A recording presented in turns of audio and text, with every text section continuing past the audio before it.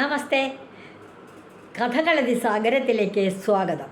ഞാൻ ഇന്ന് പഞ്ചതന്ത്രം കഥയാണ് കേട്ടോ പറയുന്നത്. പഞ്ചതന്ത്ര കഥകൾ കഥയും കഥയ്ക്കുള്ളിൽ കഥയും കഥയുടെ ഉള്ളിൽ കഥയും ഉള്ളിൽ കഥയിൽ വേറെ കഥയും ഒക്കെ കൂടി ആകെ കൺഫ്യൂഷനായിട്ട് തോന്നും. പക്ഷെ ശ്രദ്ധയോടെ നമ്മൾ മനസ്സിലാക്കുകയാണെങ്കിൽ രസകരമാണ് താനും.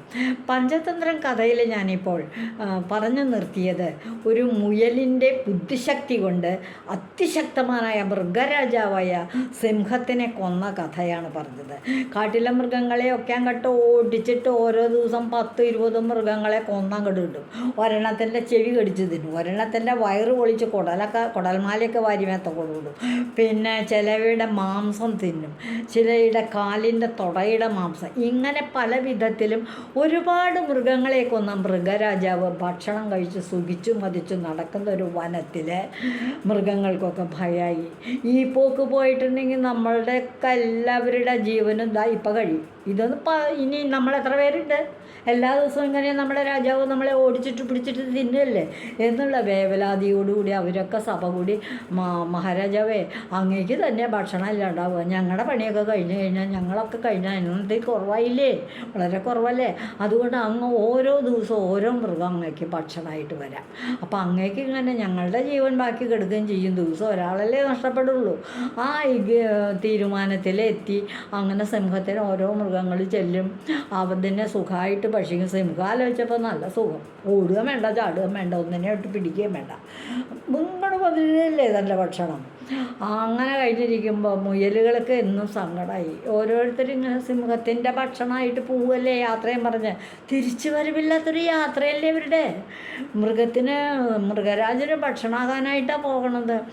അപ്പോൾ ഒരു ദിവസം മുയൽ മുത്തശ്ശൻ പറഞ്ഞു ഞാൻ പോവാന്ന് പറഞ്ഞു. അവിടെ ചെന്നു, എന്നിട്ട് വൈകി ചെന്നു, തിരിച്ചു കൊണ്ടുവന്നു. വേറൊരു മൃഗരാജൻ എന്നെ തടഞ്ഞു വച്ചത് കൊണ്ടാണ് എന്നൊരു ഈ കാട്ടിൽ ഞാനല്ലാണ്ട് വേറെ ഒരു രാജാവോ, എന്നാൽ എനിക്കതൊന്ന് കാണണമല്ലോ, അങ്ങനെ ഞാൻ കാണിച്ചു തരാമെന്ന് പറഞ്ഞ് വിളിച്ചു കൊണ്ടുപോയി ഒരു പൊട്ടക്കിണറ്റിൽ കൊണ്ടുപോയിട്ട് കുനിഞ്ഞു നോക്കിയപ്പോൾ ഉണ്ട് അവിടെ ഉണ്ട്, കിണറ്റിൻ്റെ അടിയിൽ ഒളിച്ചിരിക്കണം എന്ന് പറഞ്ഞു. ആഹാ ഒളിച്ചിരിക്കണോ എന്ന് പറഞ്ഞ് സിംഹം അങ്ങോട്ട് എത്തി നോക്കി വെള്ളത്തിൽ തൻ്റെ നിഴൽ കണ്ട് മറ്റൊരു സിംഹമാണെന്ന് കരുതി അങ്ങോട്ടും ഇങ്ങോട്ടും ആക്രോശങ്ങളൊക്കെ നടത്തി ഒടുക്കം ദേഷ്യം വന്ന് കരയിൽ നിന്നുകൊണ്ട് മൃഗരാജൻ എടുത്തൊരു ചാട്ടം കിണറ്റിലേക്ക്. മുങ്ങി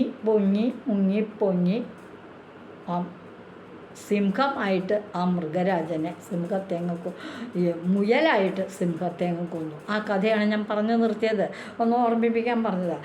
അപ്പം കരടകനും ദമനകനും കൂടിയിട്ട് ഈ കഥകളൊക്കെ പറയണം. അവർ രണ്ടുപേരും പിങ്കളൻ എന്ന മൃഗരാജാവിൻ്റെ മൃഗരാജാവിൻ്റെ അവിടുത്തെ. അപ്പോൾ കരടകൻ അവർക്ക് മന്ത്രി ആവണമെന്നുണ്ട്, അവരുടെ അച്ഛനായിരുന്നു അവിടെ മന്ത്രി.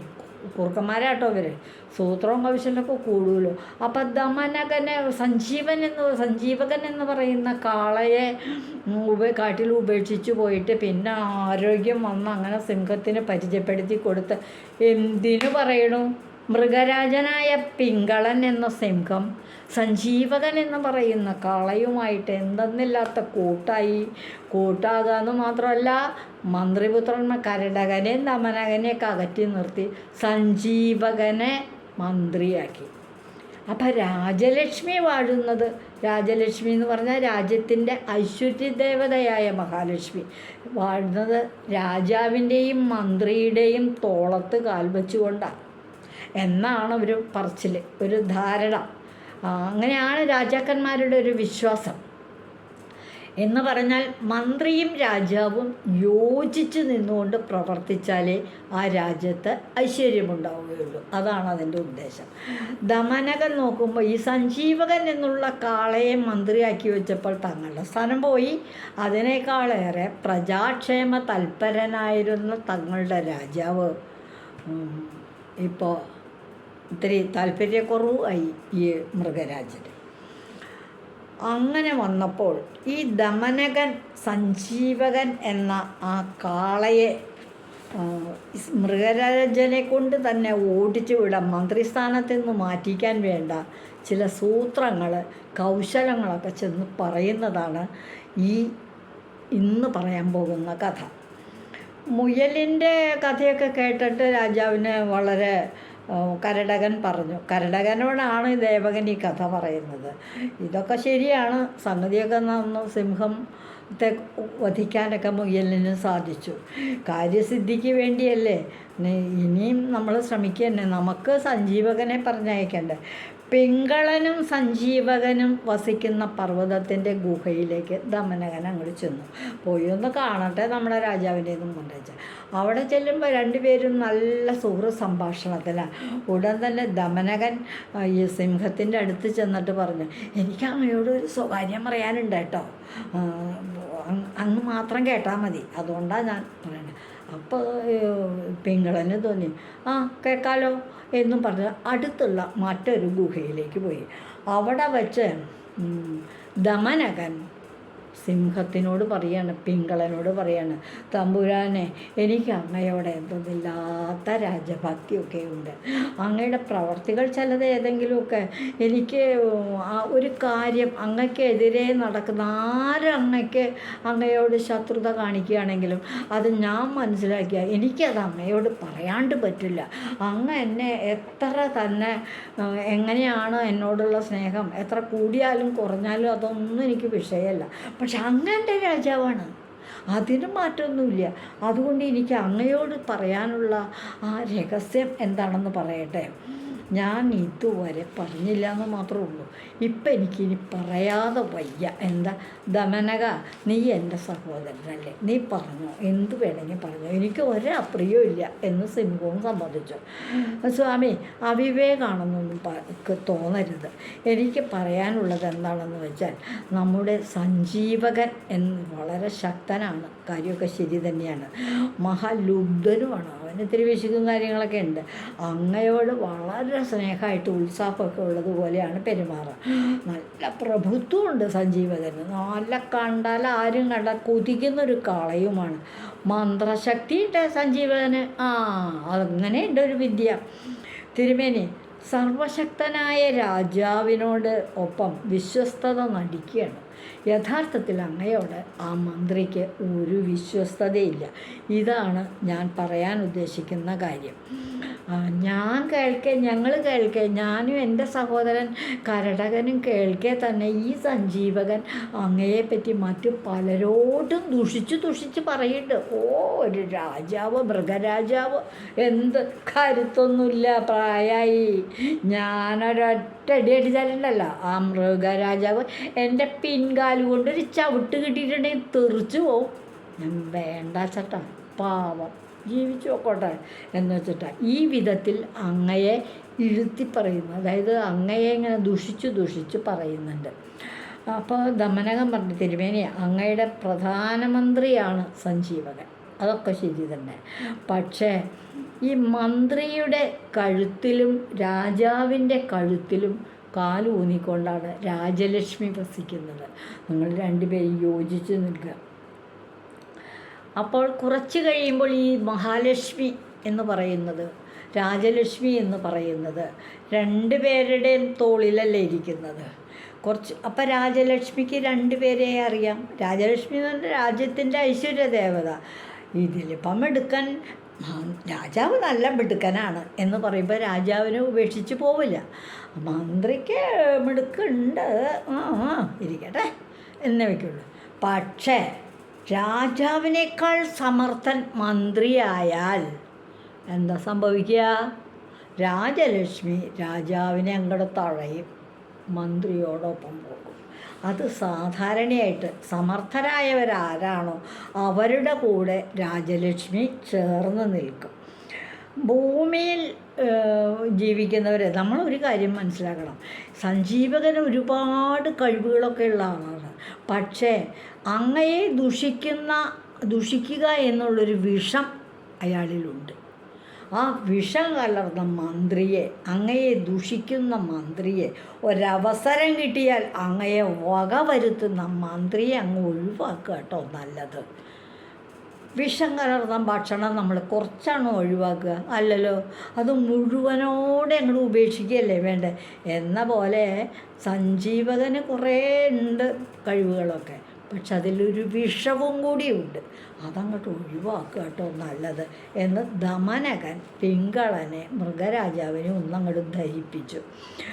അപ്പോൾ ഇറ്റക്കാളെ കുതിരെ ഒരു വൈകി കൊള്ളില്ല തിരുമനസേ എന്നും പറഞ്ഞങ്ങ് വെച്ചു. അപ്പോൾ എന്നാലും മൃഗരാജാവിന് സഞ്ജീവകന് എനിക്ക് ഉള്ളിൽ വളരെ സ്നേഹം തോന്നുകയാണല്ലോ എന്ന് രാജാവിനോടും പറഞ്ഞു.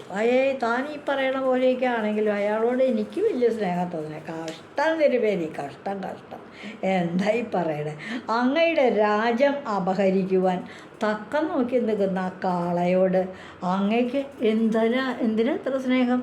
ഇത്രയ്ക്ക് സ്നേഹമോ? അങ്ങയുടെ രാജ്യം എപ്പോഴാണ് പിടിച്ചെടുക്കുക എന്ന് നോക്കിയിരിക്കുക അതിനു വേണ്ടി. അതുകൊണ്ട് ഈ നമ്മുടെ നാട്ടിലുണ്ടല്ലോ നല്ല ബുദ്ധിശക്തി കഴിവും പ്രാപ്തിയുള്ള ആൾക്കാരൊക്കെ. ഈ സഞ്ജീവകൻ നമ്മുടെ നാട്ടുകാരനൊന്നുമല്ല. എങ്ങാണ്ട് കാട്ടിൽ കിടന്നു വാണിജ്യ വ്യവസായക്കാർ പാടലിപുത്രദേശത്തോ വങ്കദേശത്തോ ഒക്കെ ഉള്ള കച്ചവടക്കാർ ഉപേക്ഷിച്ച് പോയ കാള ഇവിടുത്തെ പുല്ലും തിന്ന് വെള്ളവും കുടിച്ച് അങ്ങനെ വളർന്ന് ശക്തനായി വന്നത്. അവൻ വിദേശിയാണ് എപ്പോഴും. നമുക്ക് സ്വദേശത്ത് ഇഷ്ടം പോലെ ആൾക്കാരുണ്ടല്ലോ, അവരെ ആരെങ്കിലും അങ്ങോട്ട് മന്ത്രിയാക്കാൻ പാടില്ലായിരുന്നു. എന്തിനാ ഈ വിദേശത്ത് തക്കം കിട്ടിയ സ്വാമിയെ ദ്രോഹിക്കും കേട്ടോ. നാട്ടിൽ തന്നെ നല്ല മന്ത്രിമാരുള്ളപ്പോൾ അങ്ങെന്തിനാ ഒരു മറുനാടങ്ങളെ മന്ത്രിയാക്കി വെച്ചത്? അതൊരു വിഡ്ഢിത്തരമാണ് കേട്ടോ. അങ്ങയുടെ പ്രവൃത്തിയെ കൊണ്ട് വളരെ അപകടം വരും കേട്ടോ എന്ന് പറഞ്ഞു.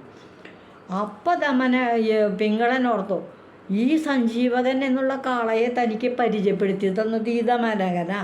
ഒട്ടനെ ചോദിച്ചു സിംഹം, എടാ ദമനക, നീ പറഞ്ഞ നീയല്ലേ ഈ കാളയെ നല്ലൊരു കാളക്കൂറ്റെന്ന് പറഞ്ഞ എൻ്റെ അടുത്ത് കൊണ്ടുവന്നേ? എന്നിട്ട് ഇപ്പം നീ തന്നെ അവനെ പറ്റി ഇങ്ങനെ ദൂഷ്യം പറഞ്ഞത് ശരിയാണോ?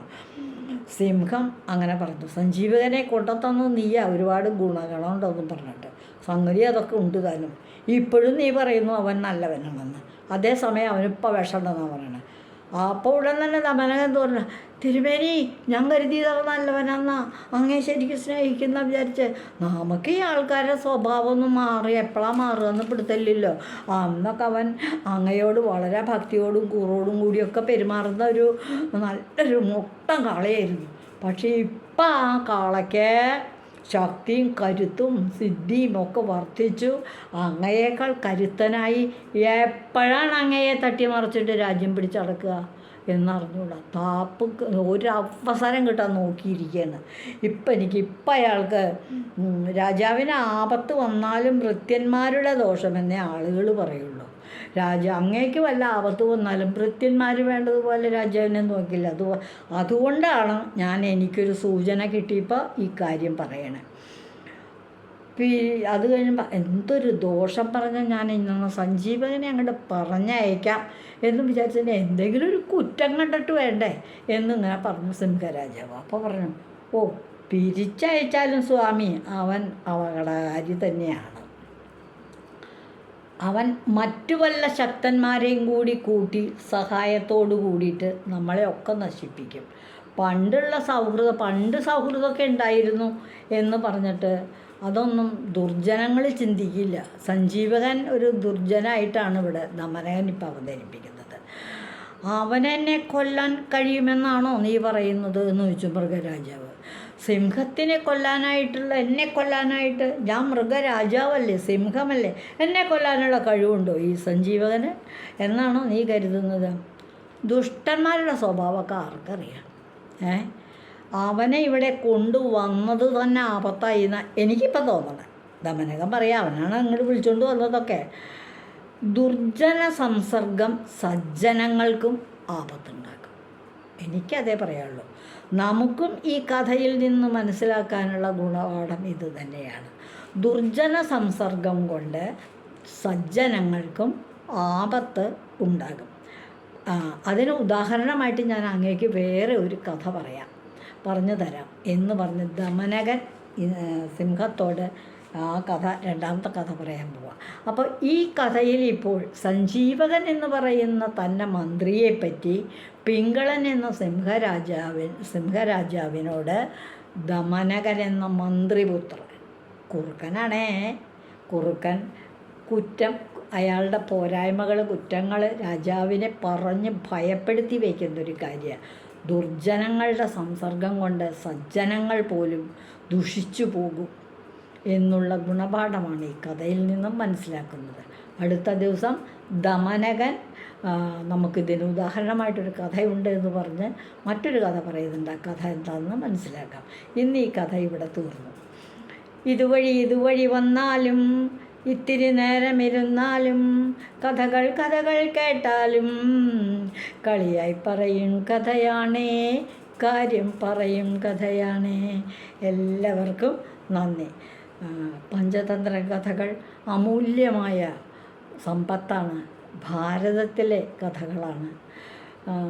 ഒരു ഭരണകർത്താവ് അറിഞ്ഞിരിക്കേണ്ട പഞ്ചതന്ത്രങ്ങളിൽ മിത്രഭേദം എന്ന ആദ്യത്തെ തന്ത്രം മനസ്സിലാക്കുന്നതിന് വേണ്ടി സോമശർമാവ് എന്ന മഹാഗുരു തൻ്റെ രാജകുമാരന്മാർക്ക് പറഞ്ഞു കൊടുക്കുന്ന കഥയാണ്. ഇതുവഴി വന്നാലും ഇത്തിരി നേരമിരുന്നാലും കഥകൾ കേട്ടാലും കളിയായി പറയും കഥയാണേ, കാര്യം പറയും കഥയാണേ. ദുർജനങ്ങളോട് കൂട്ടുകൂടിയാൽ സജ്ജനങ്ങളും ദുഷിച്ചു പോകും. അതാണ് ഈ കഥയിലെ ഗുണപാഠം. എല്ലാവർക്കും നന്ദി.